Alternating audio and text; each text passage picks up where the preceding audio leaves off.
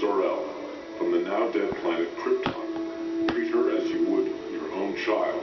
She will prove a treasure for your world.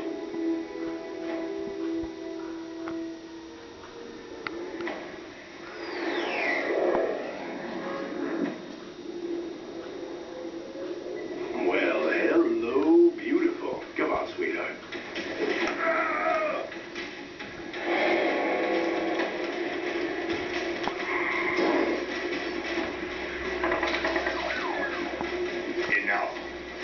When it's an origin story, it's the first time that that character is in that universe. She doesn't know what's going on. Like, all she remembers is where she came from. It's an origin story for the characters that are in the story as well. They're learning the truth about her. Her DNA is definitely not human. Her name is Kara Zor-El from Krypton. She's my cousin. Bring me the girl who fell out of the sky. The one they call Kara. Superman's gone up against Darkseid a number of times, so it's essentially been this extended draw. Time to die, Man of Steel.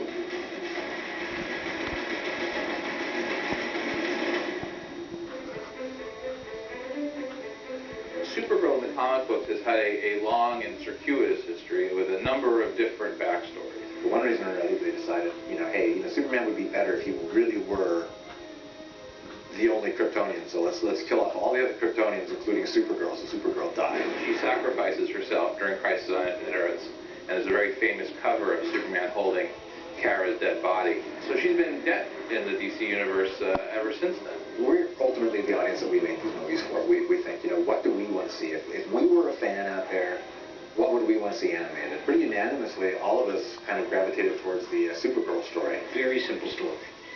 Superman's cousin was put in a rocket ship when she was 15, 16 years old. That ship got somehow derailed on its way here. And so he was a grown man by the time she landed as a teenager. That's the story. They're cousins. You don't really need to know anything more than that.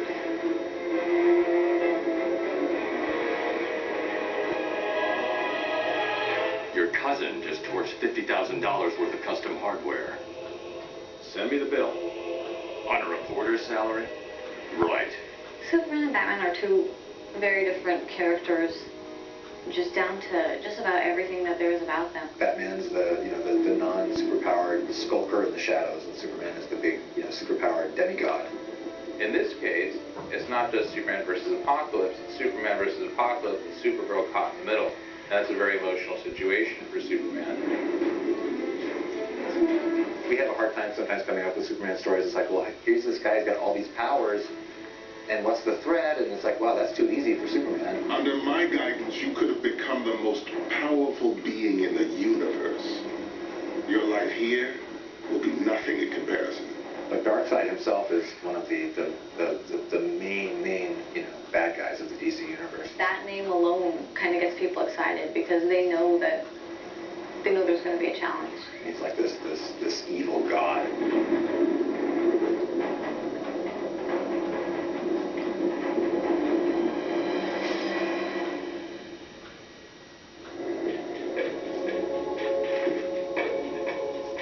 One of the really compelling parts of the actual graphic novel is that Jeff Loeb uses a lot of internal monologue to explain what's going on with his characters, but also to juxtapose the attitudes between Superman and Batman. What you want to do is figure out how to do that through action and through emotion and through character. It gives us as directors and actors an insight into what these guys have thought in the past, what their opinions are, how they deal with what's happening immediately. What's interesting about the first part of the film is that, here's Supergirl, this lost young woman on this foreign planet, and Superman's trying to help her along, and he's bonding with her in a brotherly love kind of way. I'm going to love being an Earth girl. Batman's saying, I don't trust her, I don't know, there's something fishy about all this. Why don't you cut her some slack? We don't know anything about her. She claims to have no memory of anything prior to splashing down in Gotham Bay. When you look at Clark, who's an orphan, and you look at Bruce, who's an orphan, for them to suddenly be seen as father figures is challenging for them. Kara's like, caught between all these grown-ups who are like arguing about what's best for her and what's, what her place in the world is and whether she's to be trusted or not. Why don't you trust me? Kal-El has enemies. would hurt my own cousin?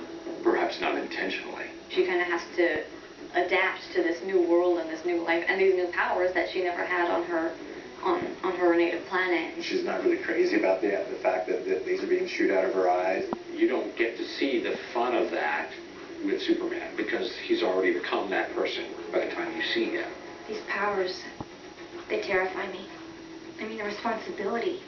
I don't want to be anybody's champion. So she has quite an interesting journey throughout this story. It's actually pretty involving, I think. She's put in tremendous jeopardy in this piece, which is always what's dramatically interesting, is putting somebody that you care about in jeopardy. It's just as well we keep Kara in the dark. So we just keep waiting. This is the safest place for her, Clark. I've had my army standing by. Wonder Woman is a very interesting character in this movie because, you know, she's a warrior. She's an Amazon princess. And I think the idea of an impressionable young woman being essentially used as a pawn between Superman and Apocalypse is not one that appeals to her. Go! It's actually Wonder Woman who's taken her to train her, to protect her, to make sure she's strong enough to fight against anything that comes her way. She needs to have a strong female to bring the feminine perspective into this situation. Whenever we get the chance to do something that can, you know, benefit women or just be any sort of role model to women, it's a good thing. Wonder Woman's compassion for Kara in this piece is very clearly depicted, I think. And that's important, to let little girls know that you can be strong and still be emotional and have feelings and sympathy. If Superman is the most powerful character in the DC universe, that to have a female version of him that wasn't Wonder Woman, that could do all of the things that he did, that we needed someone who could actually take advantage of that. And while you could have the fun of Lex Luthor or the fun of the Joker, I mean, the DC universe is populated by just great rogues galleries, but if you're going to tell a story about that level of power, you need someone who can be able to actually manipulate that situation. And it just was Darkseid. I could destroy you with a single blast of my omega beams. Darkseid has come to the realization that he probably can't overwhelm Superman by brute force. The opportunity that Kara presents is an opportunity to take Superman down psychologically. That's really kind of what Darkseid is banking on, is just, I'm going to hurt you, but not directly. I'm going to hurt this girl, and that's going to hurt you even worse than if I just punched you in the face.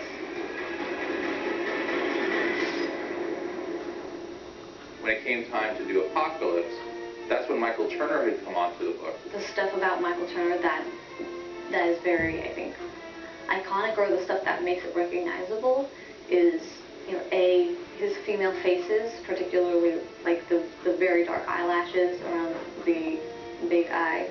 B, the elongated waists. Like, a lot of the women are very kind of thin and slender and tall. And C, he's always had this way of kind of just drawing really wavy, almost stringy hair. And it only made sense to try and apply Michael's style of artwork to the storytelling. It's just ripped out of the pages of the comic and, you know, onto the screen as closely as we could make it.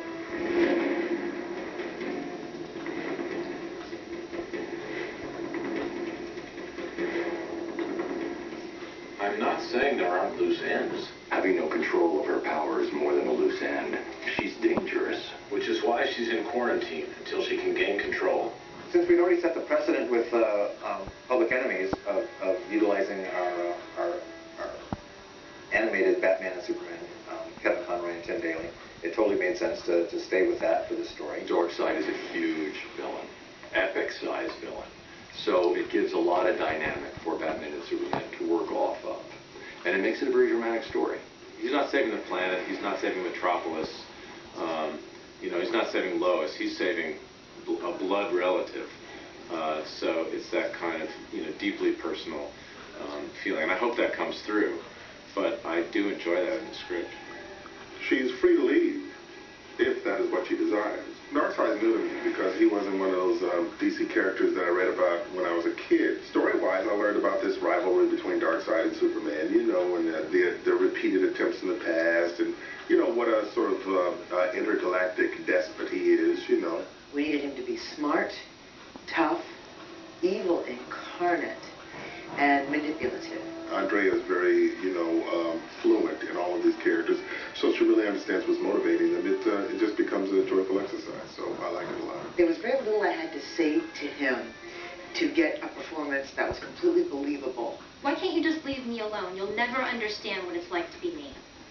As an actress, it's very gratifying to have a character that has such a strong arc so that you can do so many different things in one script with one character.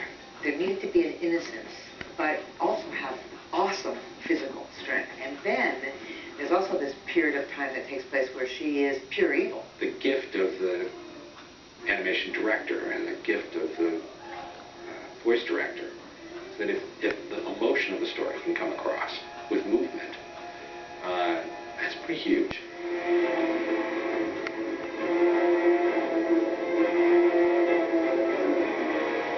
Here we told this story, and what I liked about it was that it was a journey of discovery. I mean, we keep trying to up the bar on these movies, and the teams around them, the production teams and the creative teams really rise up to the challenge every time. It's a quality piece. Everybody who works on it puts their guts into it.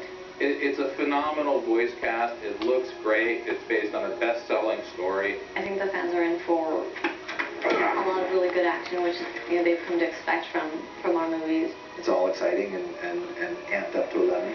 We are now going to create the definitive Supergirl for the next generation. We're all here because each of us, in our own way, fights with the hope of a better tomorrow. What better role for anyone to aspire to than hero? To that end, I am pleased to introduce my cousin, Kara Zor-El, or as the world will come to know her, Supergirl.